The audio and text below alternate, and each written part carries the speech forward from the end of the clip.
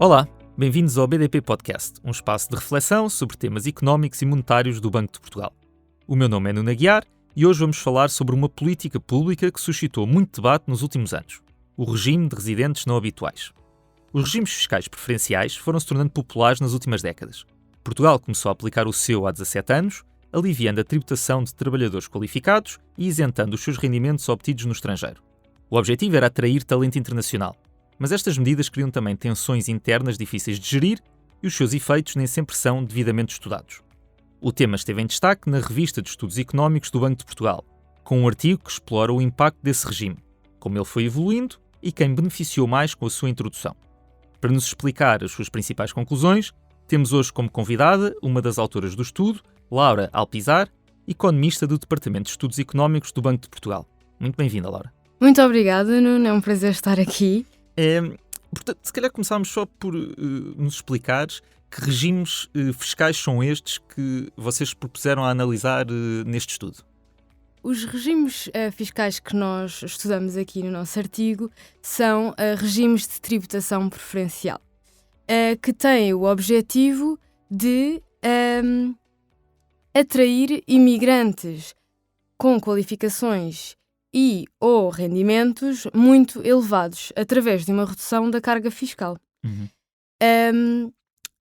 Os critérios de elegibilidade destes regimes variam muito de país para país e até de programa para programa, porque vale a pena dizer que um país geralmente pode ter mais do que um programa, como é o caso de Portugal.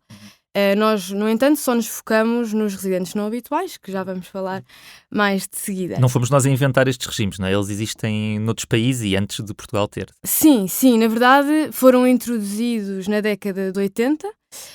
Penso que o primeiro regime foi introduzido nos Países Baixos e se chama a regra dos 30%, que no fundo implementava uma isenção de 30% dos rendimentos das pessoas do trabalho de impostos.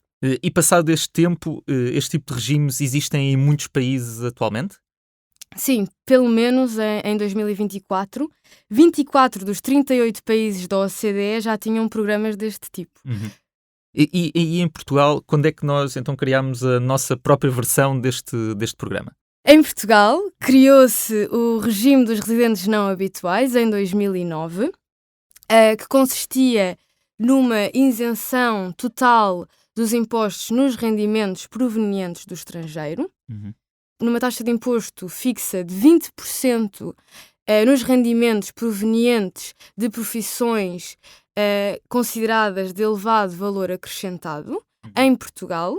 Portanto, se uma pessoa viesse trabalhar para Portugal e tivesse, por exemplo, duas profissões, uma que seria considerada de elevado valor acrescentado pelo Ministério das Finanças e outra que não estivesse nessa lista, pagaria os 20% de impostos nos rendimentos provenientes da atividade de elevado valor acrescentado e pagaria os impostos do sistema regular nos restantes rendimentos. Portanto, isto era uma lista que era lançada, definida pelo Ministério das Finanças, e estes benefícios duravam 10 anos. Portanto, tinham a duração de 10 anos.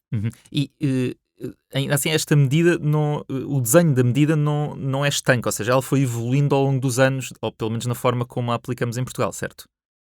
Sim, certamente. Portanto, eu diria que as mudanças mais importantes, ou pelo menos que eu gostaria de destacar, foi em 2013, que nem sequer foi bem uma mudança, foi mais uma clarificação, em que esta isenção total dos rendimentos provenientes do estrangeiro também incluía as pensões, o que depois acabou por atrair muitos reformados, especialmente de países como a Suécia e a Finlândia, o que depois também levou a algumas pressões políticas para aumentar esta tributação destas pessoas. Portanto, em 2020 houve uma alteração nesta parte e começou-se a aplicar aos novos beneficiários uma taxa de imposto de 10% sobre as pensões provenientes do estrangeiro.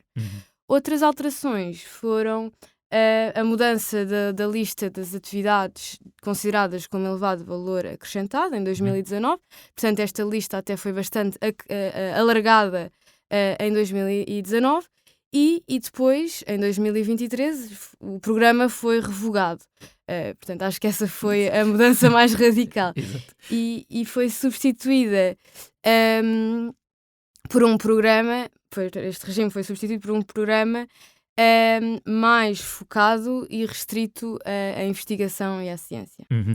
E nós sabemos, através do vosso paper, quantas pessoas beneficiaram deste programa ao longo desses anos, com todas essas mudanças que tu foste referindo ainda agora? Sim, nós, pronto, convém mencionar que os nossos dados são escassos, mas isso é uma das séries temporais que nós temos, portanto, o arranque foi muito lento.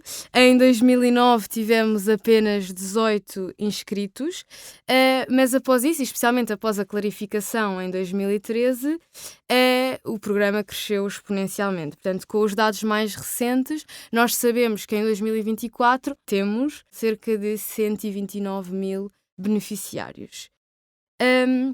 E ao contrário do que se pensa, portanto, nós dividimos este total de beneficiários em 3 grupos.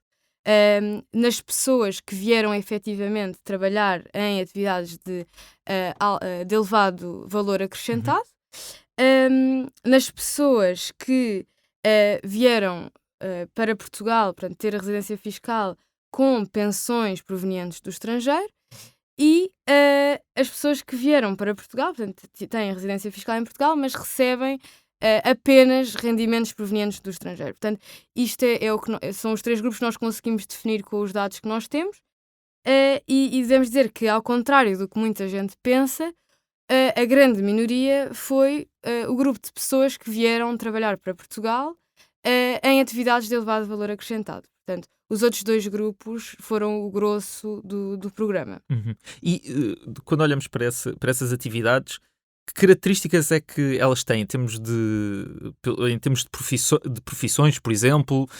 Quem são esses beneficiários?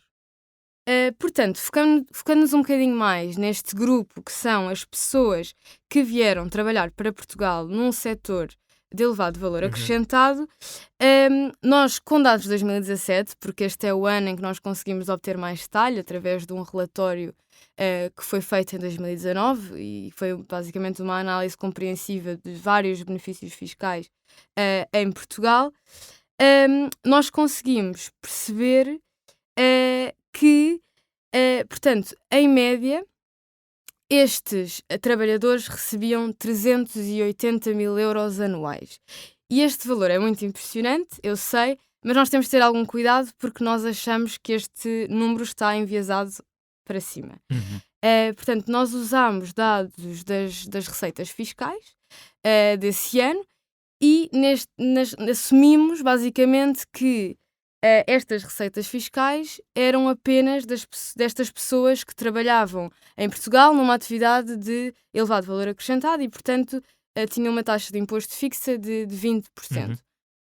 O que nós achamos que é a grande maioria das pessoas. No entanto, podem estar aqui incluídas aquelas pessoas do tipo que eu falei no início, que eram pessoas que tinham, por exemplo, elevados rendimentos do estrangeiro, ou até tinham uma profissão de elevado valor acrescentado, mas também trabalhavam numa profissão que não fosse categorizada de elevado valor acrescentado e, portanto, seriam taxadas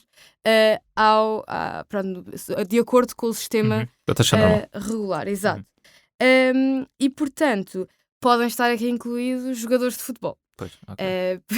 Que têm elevados rendimentos provenientes do estrangeiro, portanto, convém-lhes serem classificados como residentes não habituais, para não terem impostos nesses rendimentos, mas que têm o salário de jogador de futebol e, portanto, aplica-se o sistema fiscal regular, porque os jogadores de futebol não são considerados de alto valor acrescentado.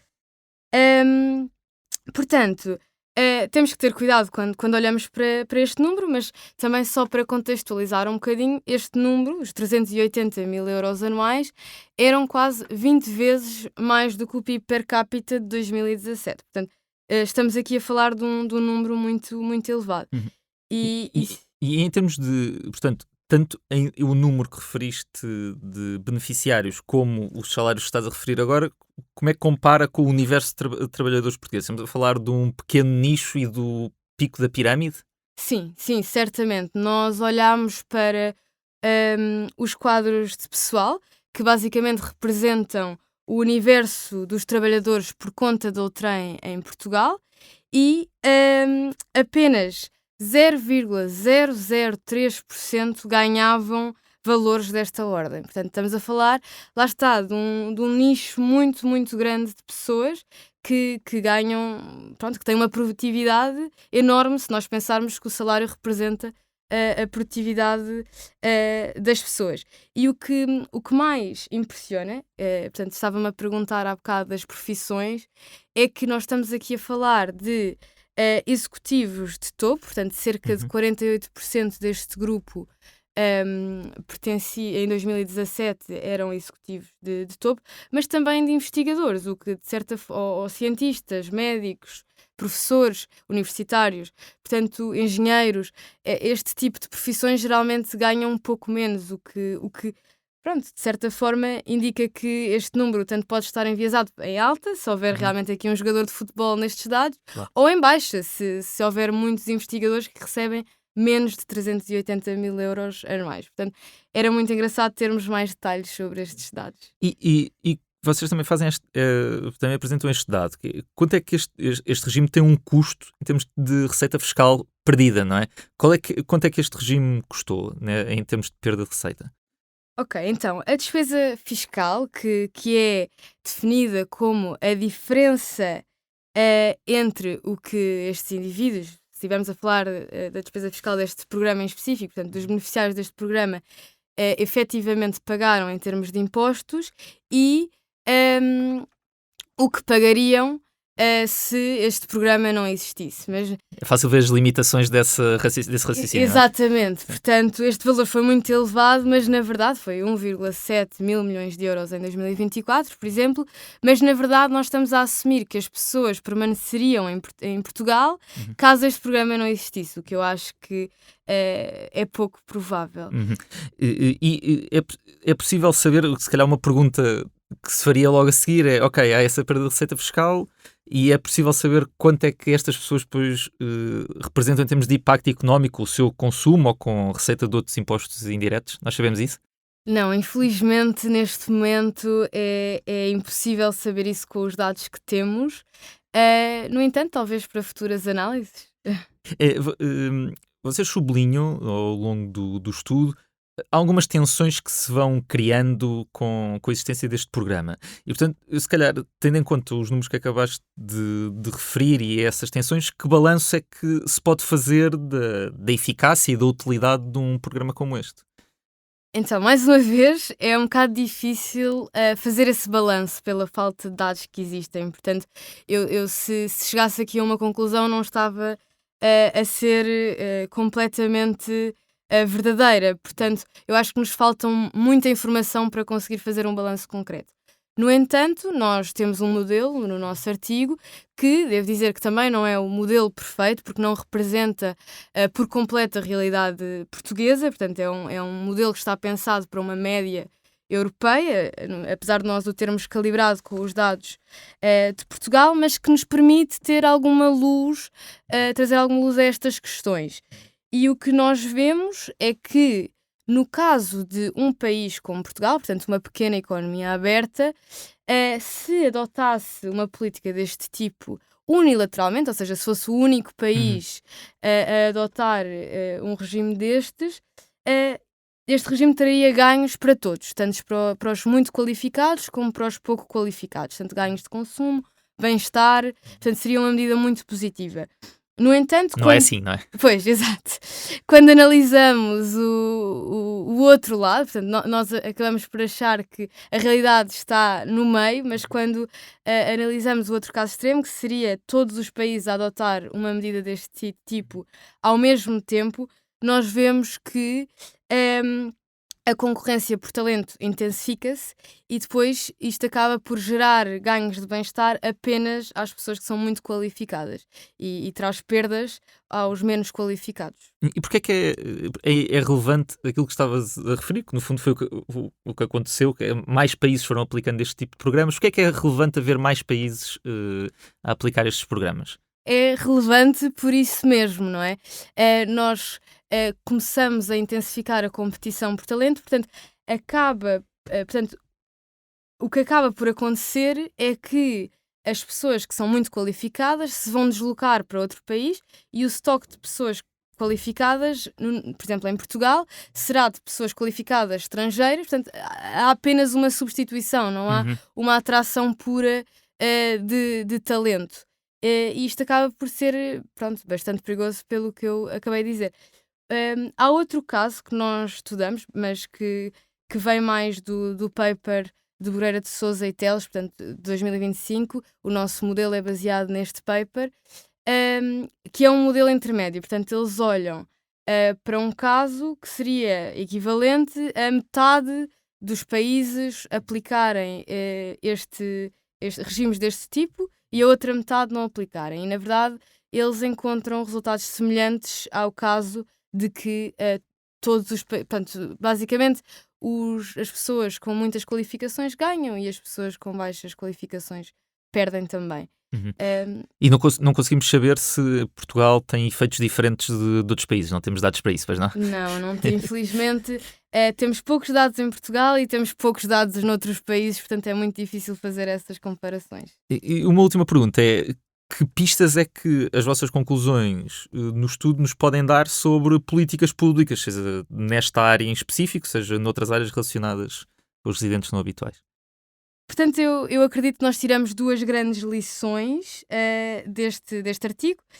A primeira é sobre o perigo da concorrência fiscal não coordenada na Europa. Portanto, nós somos um continente que tem muita facilidade na mobilidade, tanto de pessoas como de capital. Portanto, este problema ainda é mais importante. E a segunda é que nós precisamos desesperadamente de melhores dados e de mais transparência para desenhar e avaliar estas políticas com rigor, porque acho que é óbvio. Laura, muito obrigado por nos teres ajudado a explorar uma política pública tão discutida nos últimos anos, embora por vezes, como acabaste de referir, com poucos dados para o fazer. Residentes não habituais, impostos preferenciais para altos rendimentos em Portugal é o título do paper publicado na Revista de Estudos Económicos do Banco de Portugal e é assinado por Pedro Teles e Laura Alpizar. Tal como as outras publicações do Banco de Portugal, pode ser consultado em bportugal.pt. Visite-nos no nosso site e siga-nos nas redes sociais. Até breve!